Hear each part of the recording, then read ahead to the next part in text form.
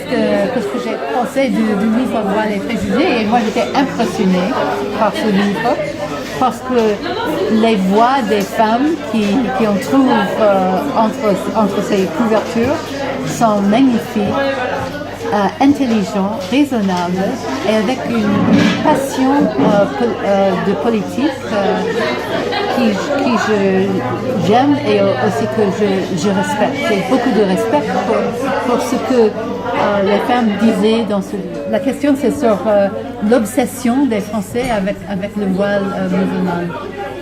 Et j'ai dit, c'est plus clair dans l'article que j'avais écrit dans Orient 21 en avril et qui avait attiré beaucoup d'attention. Mais je crois que c'était pas simplement une question de... C'était une question de comment penser les problèmes posés par la différence de sexe.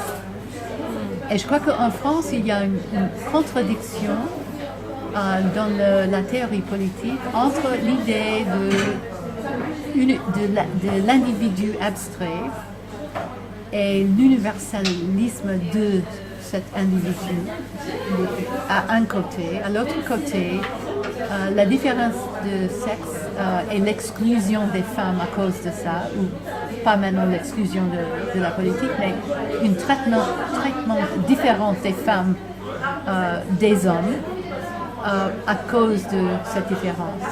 À un côté, il y a l'individu abstrait, universel. À l'autre côté, il y a des femmes exclues de l'idée de l'individu à cause de son sexe. Et c'est la nature qui explique la différence de sexe. Et on ne peut pas changer ce que la nature a créé. Cette contradiction qui est en France adressée par l'insistance sur la visibilité du corps des femmes. À l'autre côté, c'est la femme musulmane couverte. Et moi, je pense que se demande d'être couvert était liée à l'idée que la différence de sexe pose des problèmes politiques pour l'espace public et pour comment conduire la politique. Donc, à un côté, il y a l'universalisme qui insiste sur l'égalité homme-femme, mais dans lequel les femmes ne sont pas des vrais égaux à cause de la différence de sexe. Et à l'autre côté, il y a des différences, il y a aussi des asymétries, la subordination d'autres choses, mais la question de la différence de sexe est adressée directement. Ça pose un problème. Ici en France, ça pose pas de problème, c'est la nature, il y a la séduction, etc.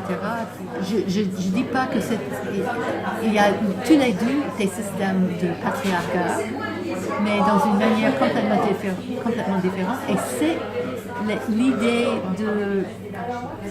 qu'il n'y a pas une contradiction dans l'idée il n'y a pas une contradiction à côté de musulmans, il y a une contradiction à le côté de France.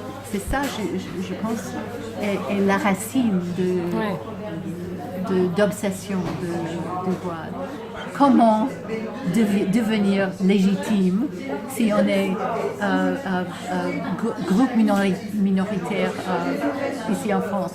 Quand il y a une demande d'assimilation culturelle comme moyen d'être intégré, d'être accepté, de devenir légitime. Et moi, je crois que c'est un grand problème.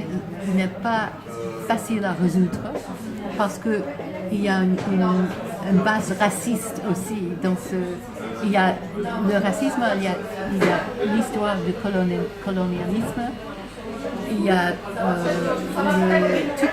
toute cette histoire qui avait créé des différences très difficiles à réconcilier. Mais je crois qu'il faut, en face de ça, continuer à insister sur légitimité. On parle comme dans le livre, on parle comme les voix légitimes et les Françaises musulmanes légitimes. Et je crois que ça c'est la lutte. Il faut continuer, il faut insister sur la légitimité, même si la légitimité est niée par les hommes politiques et les autres dans la société.